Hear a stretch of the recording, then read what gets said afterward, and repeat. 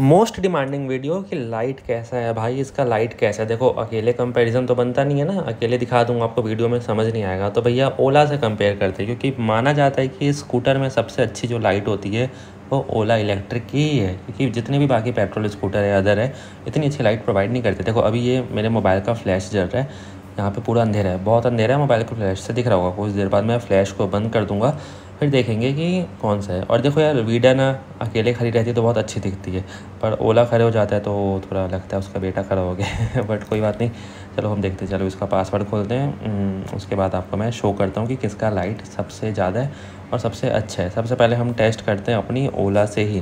तो देखो ओला इलेक्ट्रिक में आपको DRL, अगर आप इग्निशन ही बोल लो, बैटरी ऑन करोगे जैसे ही तो इसका DRL जलना चालू हो जाता है। ये हेलो लैंप होता है, इसको आप बंद भी कर सकते हो, और इसी से ही देखो थोड़ा बहुत लाइट आ जा रहा है। तो अगर आप कहीं स्टैंड में भी खड़े और अंधेरा है तो दे देगा, अदरवाइज़ बाहर की स्ट्रीट लाइट आपका काम चला देगी। ये है इसका लो बीम। आप नोटिस करना कि ओला लाइट को थोड़ा आगे फेंक रहा है। देखो नीचे मैंने जस्ट इसके नीचे उतनी लाइट नहीं आ रही, बट थोड़ी आगे आ रही है, ठीक है, क्योंकि इसका हेड ऊपर है।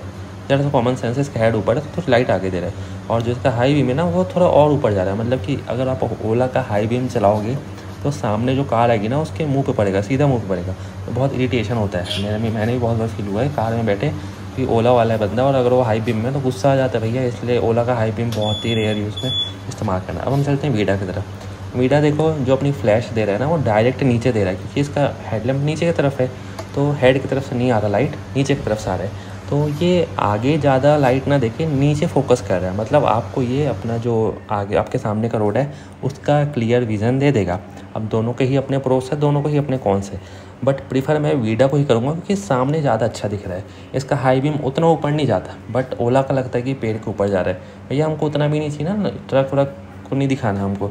नॉर्मल अगर एक स्कॉर्पियो या फॉर्चूनर है तो ओला सीधा आँख में देगा, दिक्कत बहुत करता है। इसलिए मैं बोल रहा हूँ कि वीडा का ठीक है। बैक लाइट की बात करूँ, वीडा का सबसे, क्योंकि उसके अंदर एक वी केयर का DRL दिया हुआ है, उसके बाद एक स्टॉप लाइट का अलग से दिया हुआ है, इसकी वजह से वो ज़्यादा अट्रैक्ट करता है। और ओला की हम बात करें तो ओला में नॉर्मल सा अपना एक प्लेट देखने को मिलता है कांच का, और उसके ऊपर ही लाइट लगा हुआ है। बट स्क्रीन की बात करें तो ओला में हम ब्राइटनेस को एडजस्ट कर सकते हैं, और दोनों का लाइट जला दिया तो देखो यार कुछ ज़्यादा ही चमक हो गया है। तो ओवरऑल दोनों की लाइट बहुत अच्छी है। अगर आप पेट्रोल स्कूटर इससे कंपेयर करोगे तो लाख गुना ज़्यादा अच्छी है। और दोनों का देख लो अपनी अपनी सुंदरता के हिसाब से, किसी को ओला पसंद आती है, किसी को वीडा पसंद आती है। बट मैंने अभी इसको नई ली है ना, तो मुझे भी वीडा ही पसंद आ रही है। ह्यूमन मेंटलिटी रहता है ना कि नई चीज़ का हम। और रेट की बात करूँ, ये है 1 लाख की, वो है 1,55,000 की। उस टाइम की बात करूँ जब 2023 में मैंने उसको लिया था फर्स्ट में, उसके बाद तो फिर चार्जर का प्राइस आना बंद हो गया, ये हो गया, तो प्राइस गिरते गया, फिर वो मॉडल ही बंद हो गया। अब ये है इसका हाई बीम। अभी देखो चारों तरफ लाइट नहीं चल रही है, और ये ओला का लो बीम और वो है हाई बीम।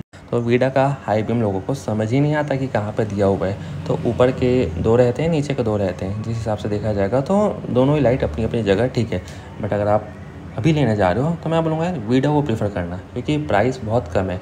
और अगर आप रेंज को ज़्यादा प्रायोरिटी दे रहे हो और पैसे का आपको कोई भी दिक्कत नहीं है, तो ओला की एक ही मॉडल बेस्ट है, वो है S1 Pro Plus, क्योंकि अभी हाल ही में लॉन्च हुई है, 22 सितंबर को उसकी डिलीवरी है। बट अगर आपको रेंज का इशू नहीं है, आपको एक प्रैक्टिकल गाड़ी चाहिए, ये बजट के अंदर आनी चाहिए, तो मैं बोलूँगा VX2 बेस्ट है 1 लाख के अंदर। और प्राइस की बात नहीं है तो 1,60,000 में आप ओला का नया मॉडल लेना। और प्लस मॉडल इसलिए लेना क्योंकि बात पैसे और रेंज दोनों की है। आपको उसमें रेंज भी अच्छा मिलेगा, 320 किलोमीटर कंपनी बोल रही है, पर 250 किलोमीटर दे देगी। बट मैंने क्या बोला, अगर आपको सिटी में चलाना है, रनिंग बहुत कम है 50-60 किलोमीटर, तो VX2 को, और अगर थोड़ा सा और ज़्यादा 90 तक का तो VX2 प्लस। और ओला में चार्जिंग टाइम भी कम है, रनिंग भी अच्छी है। और अभी भी दोनों की बैटरी कंपैरिजन की बात करूँ, एक में है 3 किलोवाट की बैटरी और वीडा में है 2.2 किलोवाट की बैटरी। ओला अपनी रेंज दे देती है 95 किलोमीटर तक की 3 किलोवाट के बैटरी के हिसाब से, वीडा दे देती है 70 की। तो कोई इशू नहीं है, क्योंकि हमारा डेली रनिंग बहुत कम है। और अभी निकली है S1 Pro Plus, उस टाइम नहीं आती थी, वरना उसी को लिया जाता, क्योंकि उस प्राइस की तो यही है।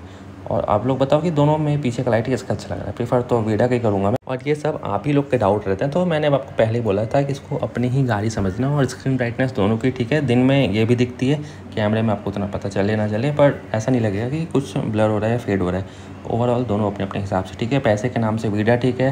क्वालिटी और कंफर्ट में बात करूँगा तो दोनों ही ठीक है ना, वीडा भी अच्छा कंफर्ट है, इसका भी अच्छा कंफर्ट है। कंपैरिजन उतना अच्छा हो ही नहीं सकता। अगर सिर्फ प्राइस को मैं देखूँ तो भैया वीडा बेस्ट है।